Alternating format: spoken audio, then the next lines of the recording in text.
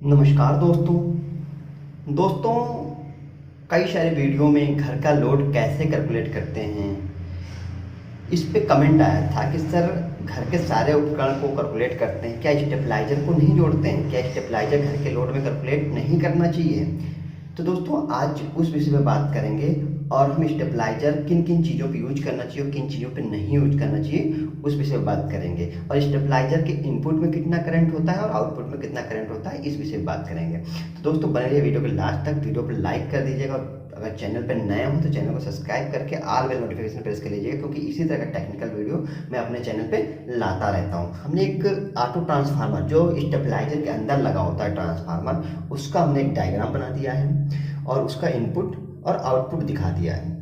दोस्तों लोड हमारा सेम रहता है, जो लोड हम आउटपुट पे चलाते हैं वही लोड होता है हमारा, उसी लोड पे हम टोटल कैलकुलेट करते हैं। तो अगर हम मान लेते हैं कि जो हमारा इनपुट वोल्टेज है वो 200 आ रहा है, यानी कि जो पीछे से जो इलेक्ट्रिसिटी सप्लाई है वो 200 वोल्ट आ रहा है, उसको हम 250 वोल्ट बढ़ा के ले जा रहे हैं।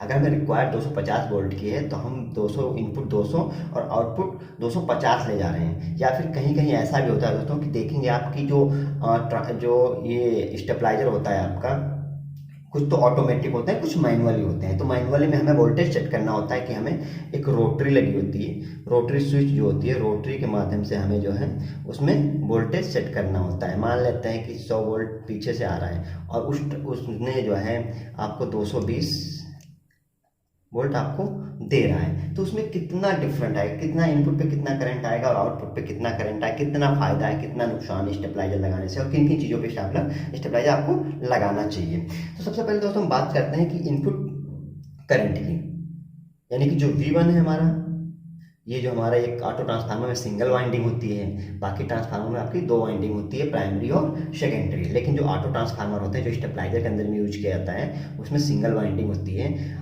और इसी वाइंडिंग में अलग अलग टर्न्स निकले होते हैं। जैसे मान लेते हैं कि हमारी जो है ये कोई वाइंडिंग है और यहाँ पे हमारा 240 वोल्ट का आउटपुट है, यहाँ पे हमारा 230 वोल्ट का आउटपुट है, यहाँ पे 220 वोल्ट का आउटपुट है और यहाँ पे 200 वोल्ट का आउटपुट है। और इनपुट जो है हमारा जिस तरह से मैं दिखाया हमने, इनपुट जो है हमारा मान लेते हैं कि 100 वोल्ट आ गया। अब 100 वोल्ट से 240 चाहिए तो भी देगा, 230 चाहिए तो भी देगा, 220 चाहिए तो भी देगा और 200 चाहिए तो भी देगा। क्योंकि जो इसकी डिज़ाइन की जाती है ऑटो ट्रांसफार्मर की, तो अलग अलग टाइप के डिज़ाइन के, कुछ जो होंगे वो 160 वोल्ट से 220 बनाते होंगे, कुछ 150 से 200 बनाते होंगे, कुछ जो है 100 वोल्ट से भी 200 बना के देते होंगे। तो जब 100 वोल्ट से 200 बना के देंगे या 220 या 250 बना के देंगे तो उसमें करंट का काफ़ी डिफरेंट आ जाएगा। अगर मान लेते हैं कि 100 वोल्ट इनपुट है और आउटपुट हम 220 ले रहे हैं तो सीधा करंट जो है वो डबल हो जाएगा, वो करंट जो है वो डबल हो जाएगा। तो दोस्तों इसी विषय बात करते हैं। तो सबसे पहले हम क्या करते हैं कि अगर इनपुट की बात करें और आउटपुट की बात करें तो आउटपुट इनपुट कितना हमने दिखाया 200 वोल्ट और आउटपुट 250 वोल्ट। अगर इनपुट आपको 200 मिल रहा है तो कुछ उपकरण को ही आप स्टेबलाइजर से चलाएं, बाकी को ना चलाएं, क्योंकि उससे काफ़ी लॉसेज होती हैं। अब आप देखेंगे कि अगर हम इनपुट की बात करते हैं दोस्तों, तो पहले हम आउटपुट की बात कर लेते हैं कि आउटपुट पे हमारा कितना करंट चल रहा है। तो हमने आउटपुट पे कितना केवीए दिखाया, हमने 5 केवीए का स्टेबलाइजर दिखाया कि ये जो स्टेबलाइजर है हमारा ये 5 केवीए के लोड के हिसाब से बनाया गया है और मैक्सिमम वोल्टेज है वो 250 है। तो सबसे पहले हम I2 कैलकुलेट कर लेते हैं, यानी कि इधर जो हमारा ये है जो इनपुट है ये हमारा I1, मतलब इधर जो करंट चलेगा I1 और जो इधर करंट जो ये है हमारा I1 और ये जो करंट चलेगा हमारा ये I2, ये जो हमारा I2। तो सबसे पहले हम I2 जो हम करंट निकालने का फार्मूला होता है दोस्तों, वो मैंने पिछले कई सारे वीडियो में बता चुका हूँ। जो करंट निकालने का फार्मूला यानी कि जो I पता करने का फार्मूला होता है वो होता है P/B, सिंगल फेस पे P/B cos फाई।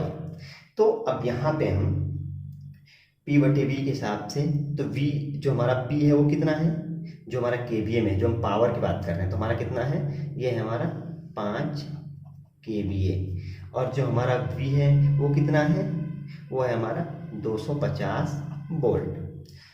तो यहाँ पे हम इसके हिसाब से कैलकुलेट कर लेते हैं। तो आप देखेंगे 5 KVA यानी कि 5000 VA, जो KVA को अगर हम VA में कैलकुलेट करें तो K को हटा देंगे तो ये कितना हो जाएगा हमारा 5000 VA। अब 5000 VA बटे कितना हो जाएगा 250 वोल्ट। यहाँ का पावर फैक्टर को छोड़ देते हैं फिलहाल।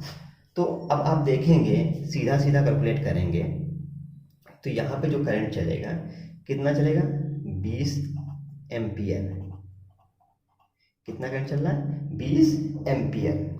ठीक है दोस्तों, अब उसको हम क्या करते हैं इनपुट को ले लेते हैं। यहाँ पे हमें स्टेबलाइजर का आउटपुट में कितना करंट मिला हमें 20 एम्पियर, लेकिन वही स्टेबलाइजर हमारा इनपुट से कितना ले रहा है, यानी कि जो हमारी मेन मीटर है उससे कितना करंट ले रहा है। तो वहाँ पे अगर हम कैलकुलेट करें तो सेम फार्मूला है हमारा यही वाला, सेम फार्मूले पे हम इसको रख देंगे।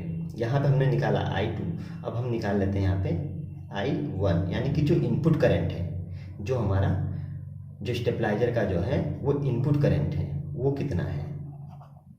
तो इनपुट करंट सेम फार्मूला, तो सेम फार्मूला पे लोड हमारा उतना ही चल रहा है, लोड हमारा जो है उतना ही चल रहा है। तो लोड हमारा जो है वो 500 जो है 5000 VA है, क्योंकि 5 kVA का लोड है। वोल्टेज हमारा कितना है वो है 200 वोल्ट चल रहा है पीछे। तो अब 200 वोल्ट के हिसाब से इसको कैलकुलेट करेंगे तो आप देखेंगे इन दोनों जीरो का काट देंगे तो 2, यानी कि सीधा जो है 25 एम्पियर। कितना हो गया दोस्तों, तो 25 एम्पियर, यानी कि 200 वोल्ट को 250 वोल्ट को अगर स्टेबलाइजर करता है तो इनपुट से कितना लेता है 25 एम्पियर, यानी कि 5 एम्पियर ज़्यादा ले रहा है, 5 एम्पियर ज़्यादा ले रहा है।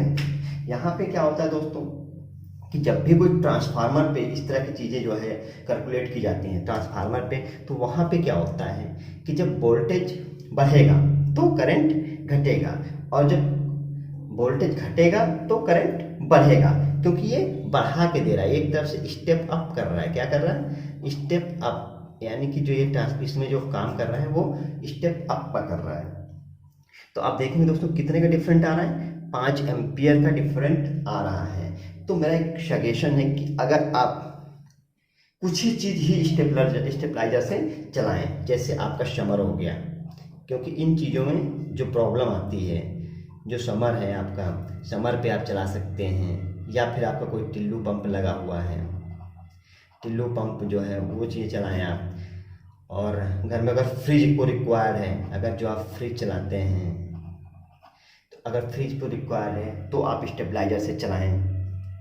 या कुछ ऐसी चीज़ें हैं जिनमें लगता है कि हाँ कुछ प्रॉब्लम आ सकती हैं, तो इस तरह की चीज़ों को आप स्टेबलाइजर से चलाएं। नॉर्मली चीज़ों को आप जो है स्टेबलाइजर से ना चलाएं, क्योंकि इससे क्या होगा, जो आपका मान लेते हैं कि यहाँ पे जो है 20 एम्पियर, अगर इस चीज़ को अगर मान लेते 200 वोल्ट से ही अगर इसको चलाते आप, तो आप जो है 20 एम्पियर में ही आपका काम हो जाता है, क्योंकि 200 वोल्ट कम नहीं होते हैं। 200 वोल्ट पे आपके सारे इक्विपमेंट सेफली चलते हैं, क्योंकि अगर किसी भी इक्विपमेंट के आप नेम प्लेट पढ़ेंगे तो उस पर लिखा होता है 170 वोल्ट से 240 वोल्ट, या 165 वोल्ट से 240 वोल्ट, या फिर आपका 200 वोल्ट से 240 वोल्ट। तो दोस्तों अगर जो है आप स्टेबलाइजर का यूज कर रहे हैं तो उसको जो है उसका मैक्सिमम वोल्टेज जो है कितना रखें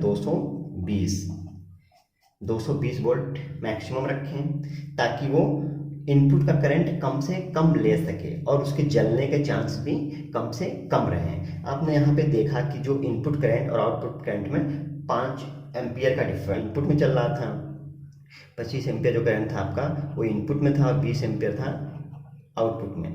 तो अब आप यहाँ पे देखेंगे कि 5 एम्पियर का डिफरेंट है, 5 एम्पियर का डिफरेंट, यानी कि 1 किलोवाट, सीधा का सीधा 1 किलोवाट का डिफरेंट है। यानी कि अगर आप 1 किलोवाट लोड अगर चलाते हैं तो नॉर्मली आपका जो है लगभग 4.5 से 5 एम्पियर करंट चलता है, नॉर्मली जो है 4.5 से 5 एम्पियर करंट चलता है। तो यहाँ पे आप देखा दोस्तों कि जो स्टेबलाइजर का यूज है वो कहीं ना कहीं थोड़ा सा महंगा पड़ जाता है, लेकिन कुछ चीज़ें ऐसी होती हैं जिनको आप विदाउट स्टेबलाइजर भी नहीं चला सकते हैं। लेकिन आजकल नॉर्मल जो इन्वर्टर आते हैं दोस्तों, नॉर्मल जो इन्वर्टर आ रहे हैं आपके, जो नॉर्मल इन्वर्टर आते हैं उनमें भी जो है स्टेबलाइजर इनबिल्ट रहता है, क्योंकि उनकी भी जो सेटिंग होती है वो भी लगभग आप पढ़ेंगे उन पर तो 180 वोल्ट या 190 वोल्ट से भी स्टार्ट हो जाते हैं वो। अगर आपके यहाँ वोल्टेज की बहुत ज़्यादा ही प्रॉब्लम रहती है कि आपका वोल्टेज कभी 150 160 से ऊपर नहीं जा रहा है, तब आप स्टेबलाइजर का यूज करिए। लेकिन स्टेबलाइजर का जो आउटपुट करंट है, आउटपुट वोल्टेज है, उसको 200 या 220 पे ही चला के रखिए, ताकि आपका जो लॉसेस है वो काफ़ी कम रहे। ठीक है दोस्तों। तो दोस्तों आपके दिमाग में आइडिया और आया होगा कि जब हम इतने ही लोड को इतने वोल्ट पे चलाएंगे तो इतना ही करंट आएगा, लेकिन ऐसा नहीं होता है दोस्तों। क्योंकि जब भी कोई, इसमें एक रजिस्टेंस भी बहुत बड़ी चीज़ होती है किसी भी चीज़ का। मान लेते हैं कोई 100 वाट का उपकरण, तो उसका रजिस्टेंस कितना होगा, उसका रजिस्टेंस 38, मान लेते हैं 38 ओम होगा। तो इसको जो अगर 38 ओम का कोई भी चीज़ अगर हम 180 वोल्ट से ऑपरेट करेंगे तो वहाँ पे करंट जो है आपका कम रहेगा। लेकिन अगर उसी चीज़ को अगर हम 240 वोल्ट से ऑपरेट करेंगे तो वहाँ पे आपका जो करंट है वो बढ़ जाएगा, जो एम्पियर है वो बढ़ जाएगा। क्योंकि जब हम किसी कोई चीज़ ट्रांसफार्मर पे कैलकुलेट करते हैं तो उसका जो इनपुट आउटपुट करंट है वो अलग आता है। लेकिन जब हम कोई उपकरण, ऐसा उपकरण जो चला रहे होते हैं उस पर कैलकुलेट करते हैं तो उसमें जो है जब वोल्टेज घटेगा तो करंट घटेगा, और जब वोल्टेज बढ़ता है तो करंट भी बढ़ता है। इस पर मैं एक वीडियो बनाऊंगा दोस्तों कि कब करंट घटता है और कब जो है करंट बढ़ता है। तो दोस्तों इस वीडियो में यहीं तक, मिलते हैं नेक्स्ट वीडियो में, तब तक के लिए